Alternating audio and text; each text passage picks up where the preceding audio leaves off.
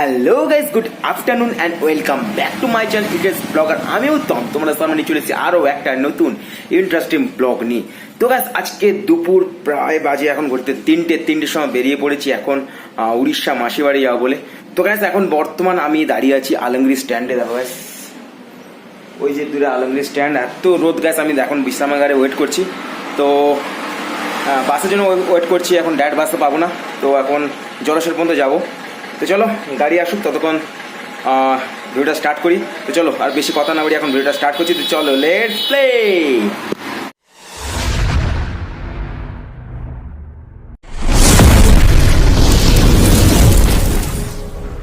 তো গাইস, স্ট্যান্ডে অনেকক্ষণ অপেক্ষা করার পরে অ্যাট লাস্ট পেয়ে গেছি আমার সেই বাস। আমি এই বাসে করে এখন বর্তমান যাব জলেশ্বর অবধি। আর বাস বিকেলের গাইস বাইরের ভিউটা দেখো, খুব সুন্দরই লাগছে। তো অ্যাট লাস্ট গাছ আমি জলেশ্বরে পৌঁছে আমার গন্তব্যস্থলের বাস আমি পেয়ে গেছি। আর বাসে উঠে গেছে, এত গরম ঘাম যেন ঝরতে থাকছে, উপরবেলা কী করছে কেই জানে। তো চলো এখন আমি হলদিবাদে বাস থেকে নেমে পড়েছি, আর এদিকে চলে এসেছে আমার ভাই শিপুন। তো চলো ওর সাথে এখন যাবো। তো বর্তমান হলদিবাদে বাস থেকে গাছ নেমে ভাইকে শিপু, তোমরা সবাই চেনো তাকে, শিপু। তো চলো এখন যাও মাসির বাড়ি, তো সেখানে গিয়ে কথা আছে। তো গাইস, বর্তমানে সে পৌঁছে গেছি মাসির বাড়িতে। অনেক কষ্ট করে গাছ, কত সারাদিন এত গরম, বহুত কষ্ট, ঘাম পড়তে পড়তে একটু থেকে গেছে। দেখো এই আমার কি পড়ে গেল। তো চলো এখন পৌঁছে গেছি, রাত্রে কিছু হবে জানি না। তো চলো দেখতে যাও, কন্টিনিউ থাকবে গাইস।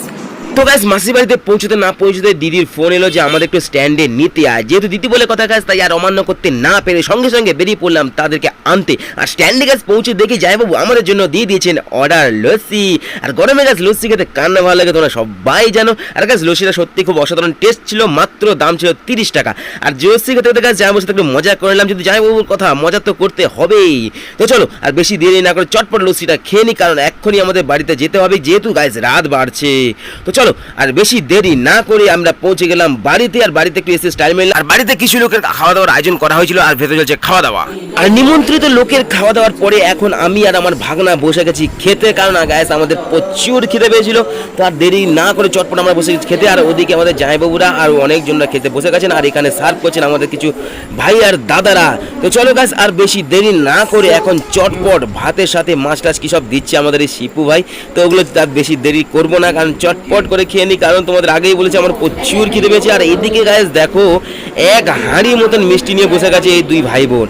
আর গাইস কি বলবো গাইস, এত মিষ্টি আমি জীবনে দেখিনি কাউকে খেতে। তো এরা বসে গেছে, তো চলো এরা এদের মিষ্টি খাক, আর আমি এখানে আমার ভাগনার সাথে বসে পড়েছি খেতে, তোমাদের দেখিয়ে তোছি।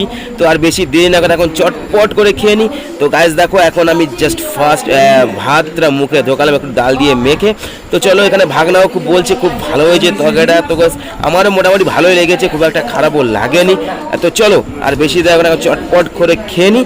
আর এরপরে গাছ খাবো আমি একটা মাছের পিস। গাছ মাছের পিসটা খুবই অসাধারণ সাইজ ছিল। তো চলো আমি যতক্ষণ মাছের পিস খেতে থাকছি, তোমরা ততক্ষণ আমার চ্যানেলটাকে লাইক সাবস্ক্রাইব করে দাও। দেখা হচ্ছে নেক্সট কোনো ভিডিও, নেক্সট ব্লগ। তখন টাটা।